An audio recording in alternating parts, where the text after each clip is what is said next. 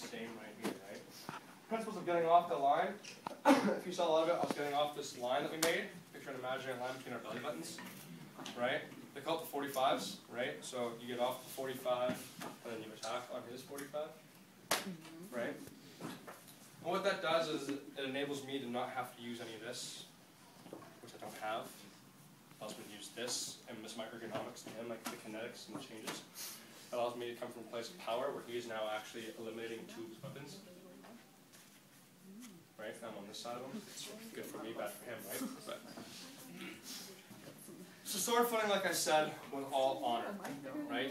Every time you fight someone, even if one of us was about to die anywhere between 15 seconds to an hour, we would always bow to each other. We always showed respect, right? The bow was never like this, like you see a lot of guys do. That's disrespectful. That's actually very disrespectful. What is? Showing the top of your head? Yes. It was because you're saying you are not a threat. Thank you. I'm winning. Right? That's why when you bowed, you kept your eyes up a little bit. Even if you just saw his belt, even if you just saw his knees, like, hey, I respect you. I know that you are a threat. You could kill me. I don't know. You could kill me. So you're showing him that mutual respect, that you are in some way a risk to me. Other sorts of in Kendo, in Aikido, we always start normally from this position here. It's called Mai, it's training distance. Put the first 3 to 6 inches of your blades crossing, both down the center. Neither person is actually pushing, but there is a little bit of gentle energy together because we're both pushing it forward, right? This is designed to protect your center because if one of us, let's say Frankie said, is to come in for a cut for no reason, I'd just kill him. Oh. Right? That's why it's called your training distance, right? The other thing too is if we started here, well, Frankie's got a longer reach than me. He's probably just going to kill me, right? So by starting here, neither of us can actually get each other. Unless you right? throw it. Unless you throw it. Right? Your samurai buddies would probably beat you up for throwing your sword at your enemy. Right. Your dead body, they'd beat up. Yeah.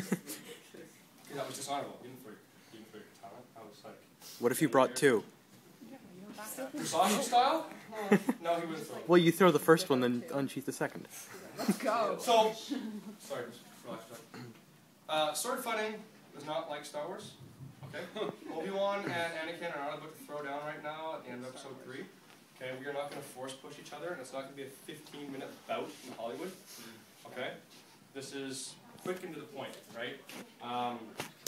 Fights lasted, once swords started hitting, between 15 seconds and a minute.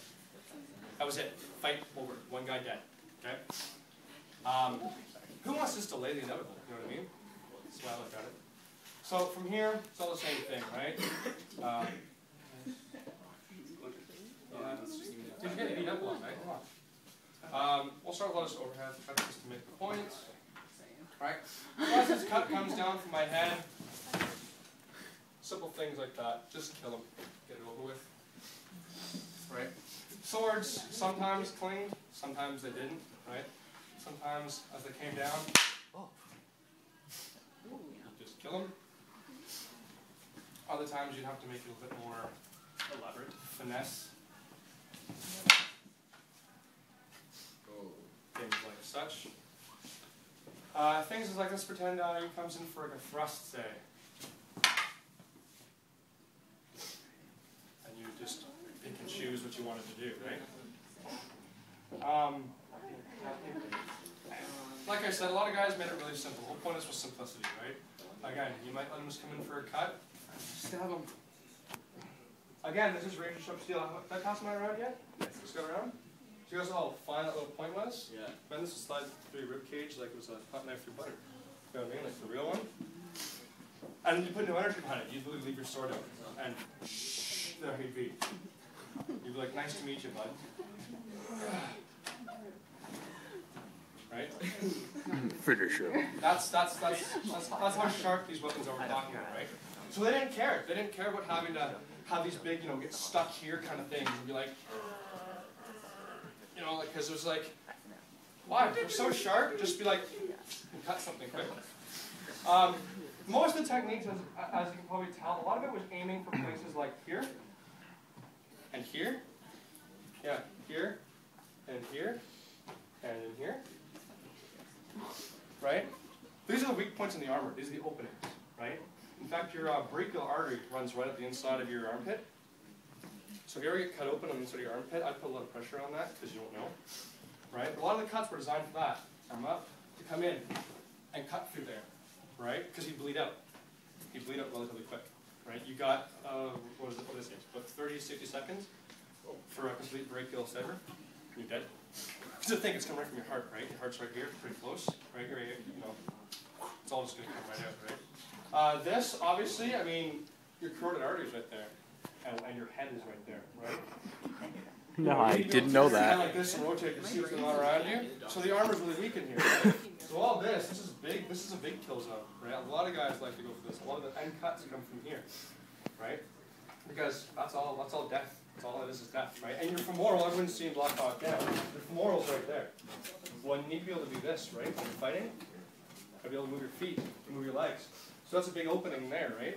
So guys that aim for those kind of things, that aim for those kind of openings, because that was a weak point, right? Even around the belt line, there was a lot of openings in your armor, right? Because you need to be able to bend and twist a bit while you're fighting, right? So those are areas that aim for, right? Japanese sword fighting is breaking into nine attack points. If you drew a rectangle around his body like this, it would go 1 and 2, 3 and 4, 5 and 6, 7 and 8, and 9. Because that's the center point where they all intersect, right? So I was aiming for those. If you know, if you draw the rectangle where I stopped it at his knees, it's coming through here, it's ending here, right? Straight down this way kind of covers all this. So that's all those openings along that, right? So that's where you aim for while you're sword fighting. Yeah, any questions about sword fighting?